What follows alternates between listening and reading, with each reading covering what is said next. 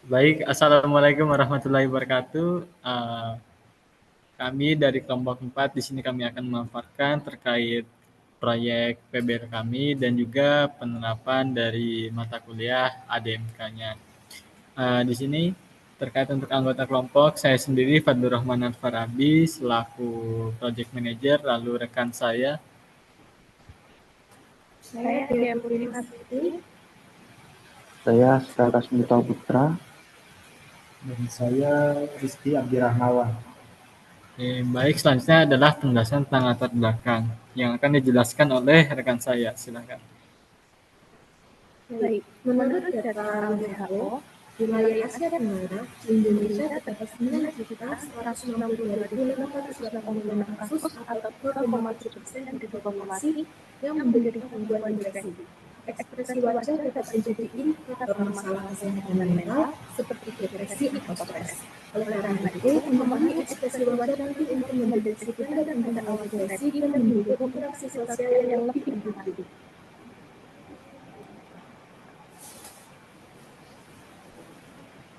Baik, selanjutnya yaitu ada beberapa rumusan masalah dari proyek ini. Ada 3. Yang pertama, bagaimana mengatasi kurangnya kesadaran masyarakat mengenai pentingnya pemahaman dan pengelolaan emosi positif.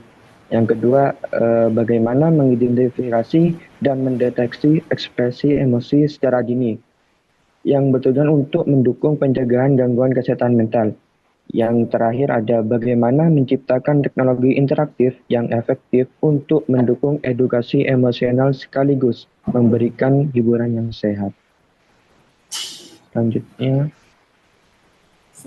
adalah batasan masalah. Yang pertama, deteksi emosi pengguna hanya dilakukan pada analisis ekspresi wajah. Yang kedua, ekspresi wajah yang dideteksi terbatas pada 5 kategori, yaitu senang, sedih, marah, takut, dan netral. Yang ketiga adalah sistem tidak dapat mendeteksi ekspresi wajah jika pengguna menggunakan masker atau berada di lingkungan dengan pencahayaan yang kurang optimal. Nah, dari tujuan proyek ini ada 3. Yang pertama, mengembangkan teknologi berbasis deteksi ekspresi wajah untuk meningkatkan kesadaran masyarakat tentang pentingnya memahami dan mengelola emosi positif. Yang kedua, yaitu membangun sistem yang mampu mengidentifikasi dan mendeteksi ekspresi emosi secara dini yang bertujuan untuk mendukung pencegahan gangguan kesehatan mental. Tujuan yang terakhir, merancang aplikasi interaktif yang efektif dalam mendukung edukasi emosional dan memberikan pengalaman hiburan yang sehat bagi pengguna. Baik, selanjutnya adalah manfaat. Yang pertama, meningkatkan kesadaran masyarakat tentang pentingnya memahami dan mengelola emosi positif sehingga dapat mendukung kesehatan mental secara keseluruhan.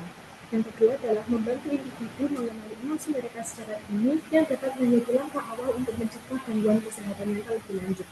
Yang ketiga adalah memberikan pengalaman interaktif yang mendidik sekaligus menghibur, terutama untuk remaja, guna mendorong mereka lebih peka terhadap kondisi emosional diri sendiri dan orang lain. Yang keempat adalah menyediakan alat bantu edukasi emosional yang inovatif untuk digunakan oleh pendidik baik di lingkungan sekolah maupun pelatihan non formal. Berikutnya adalah deskripsi sistem. Aplikasi pendeteksi ekspresi wajah adalah solusi modern yang memanfaatkan kecerdasan buatan untuk mengenali berbagai ekspresi wajah secara akurat dan efisien.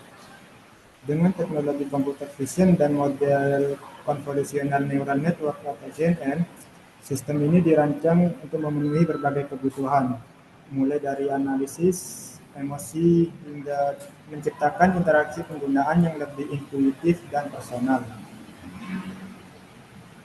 Bagaimana cara kerjanya? Yang pertama, pengguna mengunggah gambar wajah yang ingin dianalisis. Lalu, teknologi face detection akan memusatkan perhatian pada area wajah sehingga mempermudah model membaca ekspresi dengan lebih efektif. Setelah wajah terdeteksi, model CNN bekerja untuk mengidentifikasi ekspresi wajah seperti senang, sedih, marah, atau takut. Hasil akhirnya adalah gambar dengan bounding box atau kotak penanda pada wajah, lengkap dengan label ekspresi yang menggambarkan emosi yang terdeteksi. Next, desain arsitektur sistem. Pada desain arsitektur sistem dari proyek ini sebagai berikut. Flutter digunakan sebagai framework untuk pemrograman mobile. Lalu aplikasi kita membutuhkan internet untuk melakukan komunikasi dengan server.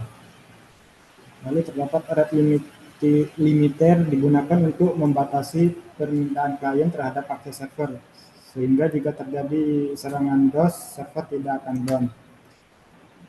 Lalu menggunakan Firebase sebagai database dan menggunakan TensorFlow digunakan untuk framework untuk pembuatan model machine learning-nya.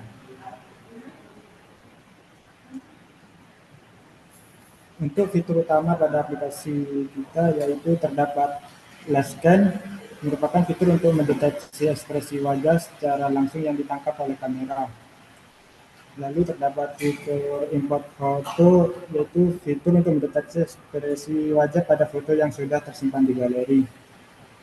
Lalu untuk Fastpace adalah game interaktif yang menantang pengguna untuk menyesuaikan ekspresi wajah mereka dengan ekspresi karakter yang ditampilkan.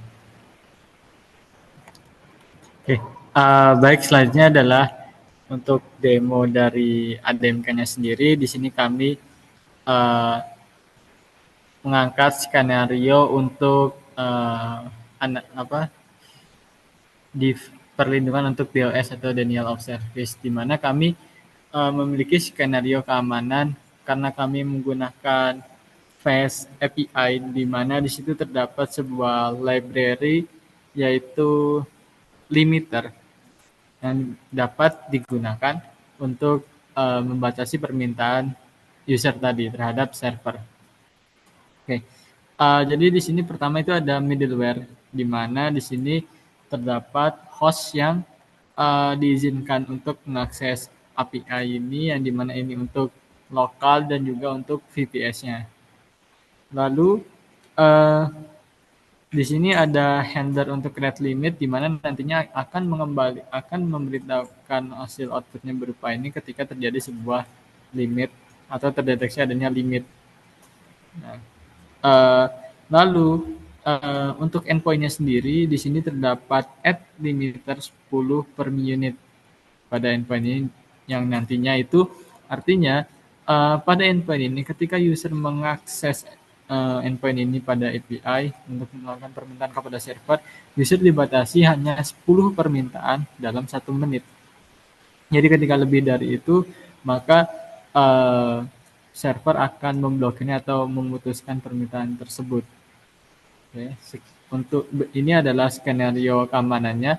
Lalu untuk skenario pengujian, di mana ini kami menggunakan script Python untuk melakukan looping terhadap API-nya tadi, di mana di sini terdapat 2, yaitu untuk pengujian secara lokal dan juga pengujian untuk VPS-nya. Jadi untuk pertama itu adalah dengan lokal terlebih dahulu. Jika kita lihat di sini lokalnya sudah running dan kita bisa melihat untuk dokumentasinya.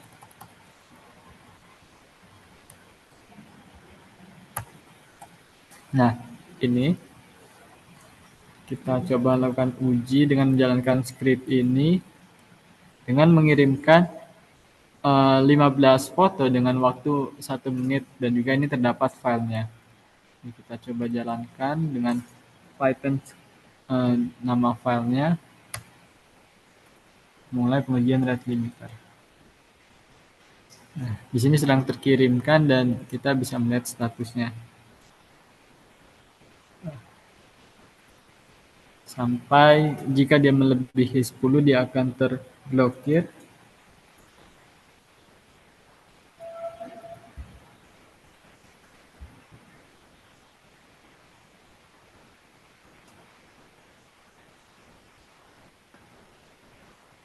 Nah, di sini sudah ada status rate limiter exceeded. Please try again in 60 second. Artinya rate limit tercapai dan untuk skenario pengujian dari keamanan itu berhasil dilakukan secara lokal. Kita bisa melihat lognya di sini, slow API rate limit 10 per 1 minute. Nah, jika dia lebih, maka akan melakukan pengembalian too many request dan di sini akan dihentikan prosesnya. Kita tunggu sampai ininya kodenya berhenti. Karena ini masih berjalan,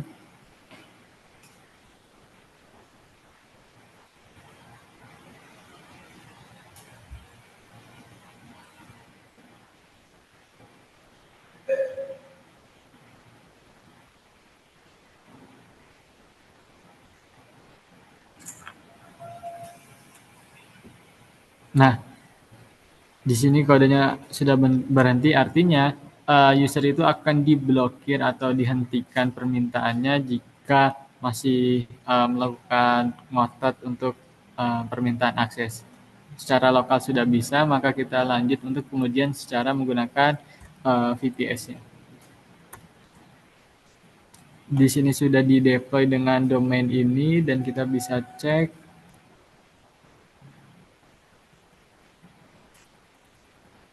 Di sini bisa cek. Nah, ini sudah aktif. Untuk dokumentasinya nah, seperti ini.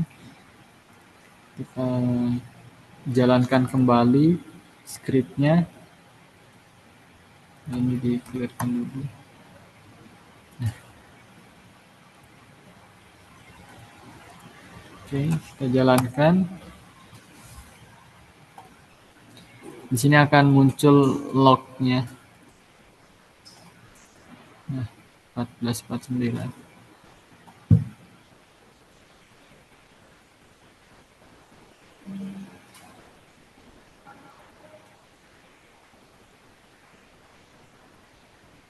Nah, untuk pada VPS ini terjadi kendala di mana di sini itu tidak seperti di lokal di mana itu dihentikan secara paksa ketika melakukan ini, namun ketika di VPS ini dia masih melakukan running. Jadi kelemahannya untuk VPS ini masih belum bisa untuk seperti pada lokal.